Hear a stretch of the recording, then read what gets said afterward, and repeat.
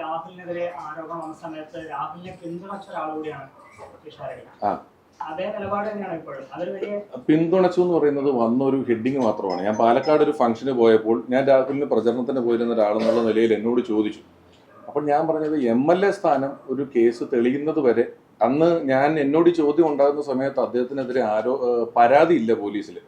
ഈ സാമൂഹ്യ മാധ്യമങ്ങളിലും വാർത്തയിലും വന്ന ആരോപണങ്ങൾ മാത്രം നിൽക്കുന്ന ഒരു സമയത്താണ് ഞാൻ പാലക്കാട് ഒരു ഫംഗ്ഷന് പോയത് ഈ ചോദ്യം ഉണ്ടാവുകയും ചെയ്യുന്നത്. അന്നാണ് ഞാൻ പറഞ്ഞത്, ഒരു പരാതി വന്ന, അതായത് ആരോപണം വന്ന, പോലീസിൽ പരാതി ഇല്ലാത്ത സമയത്ത് തന്നെ പാർട്ടി അദ്ദേഹത്തിനെതിരെ പൂർണ്ണമായും പാർട്ടിയുടെ എല്ലാ സ്ഥാനങ്ങളിൽ നിന്നും മാറ്റുകയും ഒക്കെ ചെയ്തിരുന്നു. MLA സ്ഥാനം രാജിവെക്കുക എന്നുള്ളത് അദ്ദേഹം തീരുമാനിക്കേണ്ട കാര്യമാണ്. അതിൽ നമുക്ക് അഭിപ്രായമില്ല എന്നുള്ള കാര്യത്തിൽ പറഞ്ഞത് പിന്തുണ എന്നുള്ള വാക്ക് വെച്ച് വന്നു എന്നുള്ളതേ ഉള്ളൂ. ഇപ്പോഴും പിന്തുണയ്ക്കുന്നുണ്ടോ എന്ന് ചോദിച്ചാൽ ഏത് കാര്യത്തിൽ നിന്ന് എനിക്ക് തിരിച്ചു ചോദിക്കേണ്ടി വരും.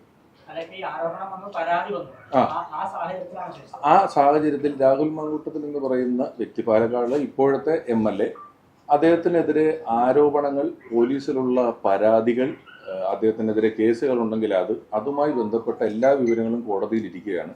കോടതി അതിനെക്കുറിച്ച് അന്വേഷിക്കും. അദ്ദേഹം തെറ്റുകാരനാണ്, അല്ലെങ്കിൽ അദ്ദേഹം അത്തരത്തിലുള്ള തെറ്റുകൾ ചെയ്തിട്ടുണ്ടെങ്കിൽ അതിനുള്ള വിധി വരും. അത് സ്വാഭാവികമായിട്ടും അദ്ദേഹത്തിന് ഉത്തരവാദിത്തപ്പെട്ടൊരു കാര്യവും അദ്ദേഹം അതിൻ്റെ വിധി അനുകൂലമായാലും പ്രതികൂലമായാലും അദ്ദേഹം അനുഭവിക്കുക എന്നുള്ളൂ. എന്നാൽ അവിടെ എല്ലാ പഞ്ചായത്തിലും ഒരു ഓഡിറ്റോറിയങ്ങൾ ഉണ്ടാകാനുള്ളൊരു പദ്ധതി കൊണ്ടുവന്നു. 1.5 വർഷം കൊണ്ട് ഏകദേശം 13 വീടുകൾ രാഹുൽ അവിടെ വെച്ചു കൊടുത്തിട്ടുണ്ടെന്നാണ് എൻ്റെ അറിവ്. അപ്പം ബാക്കി ഒരു 8-10 വീടുകളുടെ പദ്ധതി പകുതിക്ക് നിൽക്കുകയാണ്. ആ പദ്ധതികളിൽ ഞാൻ പിന്താങ്ങുന്നില്ല, അല്ലെങ്കിൽ ഞാൻ ഇതിനെതിരാണെന്ന് പറഞ്ഞ് മാറാൻ പറ്റില്ല. അതിൻ്റെ നല്ല കാര്യങ്ങൾ എന്തെല്ലാം ഉണ്ടോ, എല്ലാ സ്ഥലങ്ങളിലും നല്ലതും ചീത്തയും ഉണ്ടല്ലോ, അതിൽ നല്ലത് എന്തെല്ലാം ഉണ്ടോ ആ നല്ലതെല്ലാം ഏറ്റെടുക്കുകയും ആ നല്ല കാര്യങ്ങളെല്ലാം പിന്തുണയ്ക്കുകയും മുന്നിലേക്ക് പോവുകയും ചെയ്യുക എന്നുള്ളതാണ് എൻ്റെ ഉദ്ദേശം.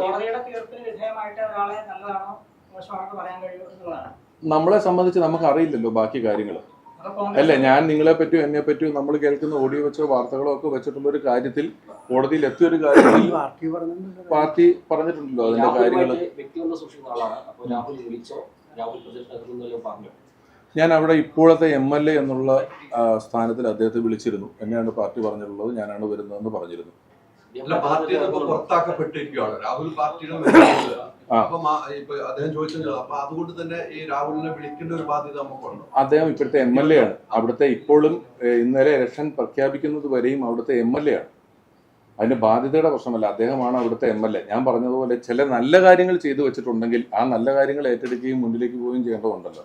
രാഹുൽ മാങ്കൂട്ടത്തിൽ താങ്കൾക്ക് വേണ്ടി അതെല്ലാം പാർട്ടി നേതൃത്വവും പാർട്ടിക്കാരും തീരുമാനിക്കുന്നതനുസരിച്ച്. ഞാനിപ്പോ ഇവിടുന്ന് ഇന്ന് പാലക്കാടേക്ക് എത്തുന്നതേ ഉള്ളൂ. അതനുസരിച്ചിട്ടാണ് കാര്യങ്ങൾ തീരുമാനിക്കുന്നത്.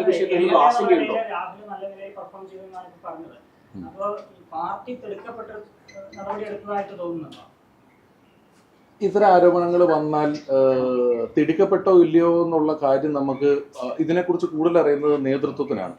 അവര് അതിന് അനുകൂലമായി, അല്ലെങ്കിൽ ഒരു ജനങ്ങൾ പെട്ടെന്ന് തോന്നുന്ന ഒരു കാര്യം പറയുന്നു, അല്ലെങ്കിൽ ജനങ്ങളുടെ ഹിതത്തിന് മാനിച്ചുകൊണ്ട് പെട്ടെന്ന് പാർട്ടിയിൽ നിന്ന് പുറത്താക്കുക എന്ന് പറയുന്ന തീരുമാനമാണ് നേതൃത്വത്തിൽ നിന്നുണ്ടായിട്ടുള്ളത്. അത് ചെയ്തു. അത് മറ്റൊരു പാർട്ടികളും എൻ്റെ അറിവിൽ ഇങ്ങനെ, അതായത് പോലീസിൽ പരാതി എത്തുന്നതിന് മുമ്പ്, പോലീസിലെത്തിയിട്ടാണ് ഇത് ചെയ്തതെങ്കിൽ ഈ ചോദ്യത്തിന് വലിയ പ്രസക്തിയുണ്ട്. പോലീസിലെത്തുന്നതിന് മുമ്പ് ഒരു തീരുമാനമെടുക്കുകയും പൂർണ്ണമായും എല്ലാ സ്ഥാനമാനങ്ങളിൽ നിന്നും മാറ്റുകയും ചെയ്തിട്ടുള്ളതാണല്ലോ.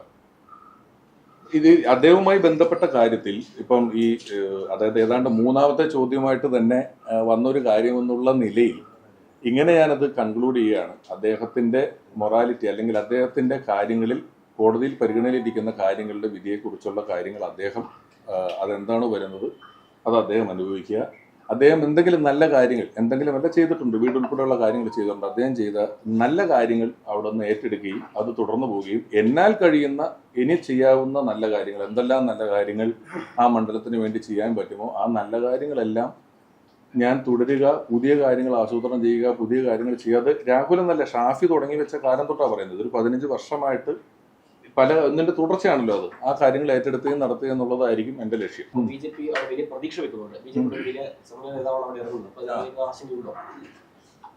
BJPയുടെ ഒരു സമന്വിതമായ നേതാവാണ് വരുന്നത്. ഞാൻ എതിർപക്ഷം എന്ന വാക്ക് ഒരു പാർട്ടിയെ പറ്റിയും പറയുന്നില്ല, മറ്റൊരു പക്ഷം എന്ന വാക്ക് പറയാനാണ് ആഗ്രഹിക്കുന്നത്. അത് മറ്റൊരു പക്ഷത്തുള്ള സ്ഥാനാർത്ഥികളെ ഞാനുമായിട്ടുള്ള ഒരു ഓട്ട മത്സരമൊന്നും അല്ല ഇത്.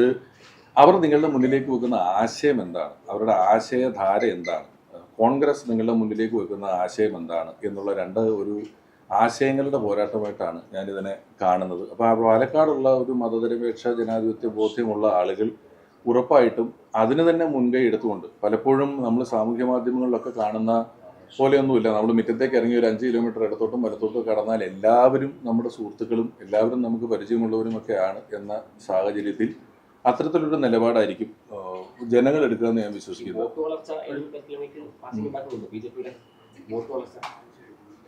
ഇല്ല, അതിനെക്കുറിച്ച് അത്ര വലിയ ആശങ്കകളില്ല. ഈ മുഖ്യ എതിരാളി അവിടെ BJP-നെ അവിടെ കാണുന്നത് അതോ LDF-നെ അവിടെ കാണുന്നത്, വിശാലിനെ കാണുന്നത്? അവിടുത്തെ മുഖ്യ ഒപ്പം മത്സരിക്കുന്നതിലെ മുഖ്യ എതിരാളി എന്ന് പറയുന്നത് BJP ആണ്. BJP ആയിട്ടാണ് ഒരു മത്സരം, BJP ആയിട്ടാണ് ഡയറക്റ്റ് മത്സരം നടക്കുന്നത്. താങ്കൾ ജയിച്ചു കഴിഞ്ഞാൽ അത് സാങ്കല്പികമാണ്, അവിടെ തന്നെ അതന്നെ സാങ്കല്പികം. ശരിയാണല്ലോ, ജയിച്ചു കഴിഞ്ഞാൽ സാങ്കല്പികമല്ല, ഇനി അത് തുടരാം, ഇങ്ങനെ രാഷ്ട്രീയത്തിൽ തന്നെ തുടർന്ന് പോകാനാണ് ആഗ്രഹം. ഞാൻ ഇതിനു മുമ്പും രാഷ്ട്രീയത്തിലുണ്ടല്ലോ, രാഷ്ട്രീയത്തിൽ തന്നെ തുടർന്ന് പോകാൻ ചോദിക്കാൻ ഞാൻ ഇതിനു മുമ്പ് ഇല്ലാത്തതുപോലെയല്ല. ഞാൻ ജയിച്ചു കഴിഞ്ഞാൽ എന്നുള്ളതല്ല, ജയിക്കുന്നതിന് മുമ്പും സ്ഥാനാർത്ഥിത്വം കിട്ടുന്നതിന് മുമ്പും എല്ലാം രാഷ്ട്രീയത്തിൽ വളരെ സജീവമായിട്ടുള്ള ആൾ തന്നെയാണ്.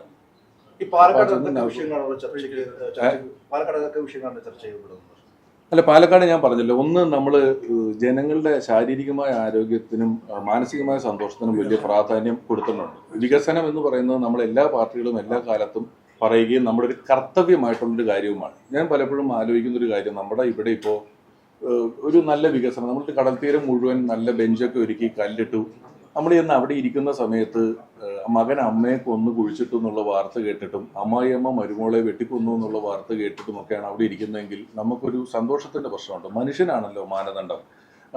പലപ്പോഴും നമ്മുടെ നാട്ടിലെ ക്രൈമുകൾ, ലഹരിയുടെ ഒരു ആധിക്യം, ഇത്തരത്തിലുള്ള കാര്യങ്ങൾ ഏറ്റവും പ്രാധാന്യത്തോടെ ചർച്ച ചെയ്യപ്പെടേണ്ട കാര്യമാണ്. പലപ്പോഴും എല്ലാവരും വികസനത്തെപ്പറ്റി സംസാരിക്കൂ, വികസനത്തെപ്പറ്റി പറയൂ എന്ന് പറയുന്നുണ്ട്. വികസനത്തെക്കുറിച്ച് ഓഫ്കോഴ്സ് പറയണം. എല്ലാ കാലത്തും രാജ്യം മുന്നിലോട്ട് തന്നെയാണ് പോയിട്ടുള്ളത്. എല്ലാ കാര്യത്തും എല്ലാ പാർട്ടികളും വികസനം എന്ന കാര്യത്തിന് ഊന്നൽ കൊടുത്തുകൊണ്ട് തന്നെയാണ് പ്രവർത്തിക്കുന്നത്. അതിൻ്റെ ഒപ്പം മനുഷ്യൻ്റെ ഏറ്റവും പ്രാധാന്യമുള്ള കാര്യങ്ങൾ, മനുഷ്യന് ഏറ്റവും കാര്യമായ അവനവൻ്റെ സന്തോഷം, ആരോഗ്യം തുടങ്ങിയ കാര്യങ്ങളിൽ നമ്മൾ വീഴ്ച വരുത്തിക്കൊണ്ട് വികസനം മാത്രം ഉയർത്തി കാണിക്കുന്നതിൽ അർത്ഥമല്ല. വികസനത്തിൽ അർത്ഥമില്ല എന്നല്ല പറയുന്നത്. നമ്മുടെ ആരോഗ്യ മേഖല, നമ്മുടെ മാനസികാരോഗ്യ മേഖല, പലരെയും നമ്മൾ ചോദിക്കുമ്പം ഇപ്പോൾ വന്ദന കൊലക്കേസ് ഇന്നലെ നമ്മൾ ചർച്ച ചെയ്തു, അപ്പോൾ മാനസികാരോഗ്യത്തിൻ്റെ പ്രശ്നമാണ് എന്നാണ് പറയുന്നത് കോടതിയിലെത്തുമ്പോൾ. അപ്പം കൃത്യമായിട്ട് ഇങ്ങനെ വേണേൽ പറയാം, ഒരു അരും കൊലകളില്ലാത്തൊരു 10 ദിവസം കാണാൻ പറ്റാത്തൊരു സാഹചര്യമുണ്ട്. ഭയം നമുക്ക് വല്ലാതെ ഉണ്ട്. ഞാൻ ചിലപ്പം പറയും, നമ്മൾ ഓടിക്കുമ്പോൾ വല്ല വാഹനമൊക്കെ എവിടെയെങ്കിലും ഒന്ന് വരാം, ഞാൻ പോലും എൻ്റെ ഡ്രൈവറോട് പറയും, വെറുതെ ആരോടൊന്നും വർത്താനം പറയാൻ പോകണ്ട. ആരാണ് എപ്പോഴാണ് ഒരു കൂട് പുഴുന്നതെന്ന് അറിയാൻ പറ്റാത്ത രീതിയിലായി നമ്മൾ മൊത്തത്തിൽ സമൂഹത്തിൽ നിൽക്കുന്നത്. അതാണ് ഏറ്റവും പ്രാധാന്യത്തോടെ ചർച്ച ചെയ്യേണ്ട ഒരു വിഷയമെന്ന് ഞാൻ വിശ്വസിക്കുന്നു.